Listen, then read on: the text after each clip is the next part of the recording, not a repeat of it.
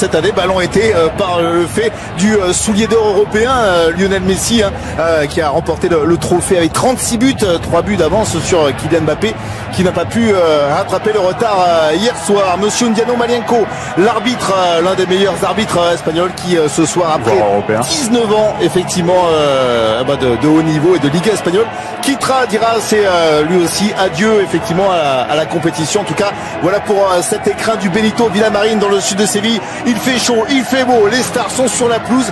Barça-Valence, ça promet. Et les joueurs qui sont rentrés sur cette pelouse, clairement avec le stade et ses 60 000 places qui ont été évidemment arrachées par les supporters du FC Barcelone. On a bien finalement voulu faire de cette rencontre, de cette finale, alors que souvent les finales de la Coupe du Roi pouvaient passer. Puis hier, ils ont accompagné, ils ont attendu les joueurs à l'aéroport, ils les ont attendus à l'hôtel. Clairement du côté du Barça, étonnamment, cette finale de la Coupe du Roi prend une importance tout autre, parce qu'il n'y a pas eu cette finale de Champions League qui aurait dû être à Madrid dans une semaine.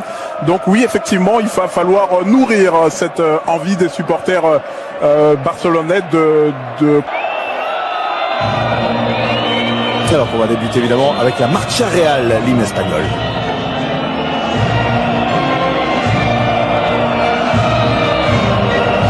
Mais en tout cas, saison manquée pour l'ancien formation de Valence. Le capitaine. Attention avec la passe de Clément Lenglet. Plein axe pour Rodrigo qui va effacer. Il aurait pu.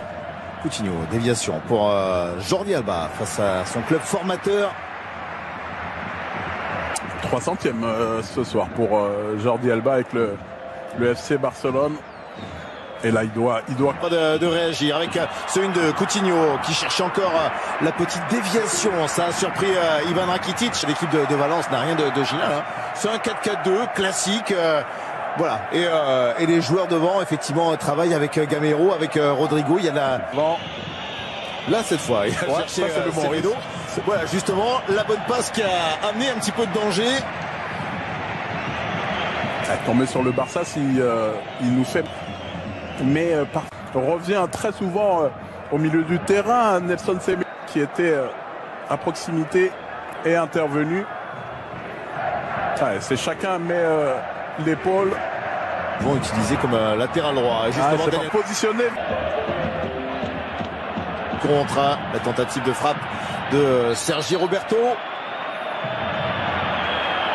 Qui fait faute derrière en voulant empêcher Gabriel Paulista de dégager ce ballon. Il y a eu le Messi qui est parti, Messi qui résiste à Parero, Messi qui frappe et qui n'accroche pas le cadre de Domenech sur cette frappe contrée par la défense valencienne.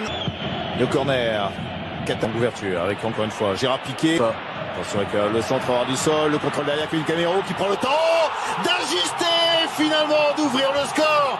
Kevin Gamero qui est donc décisif, qui n'a pas raté, plein de sang-froid cette occasion offerte, c'est largesse de la défense catalane. Et voilà Valence qui mène 1-0.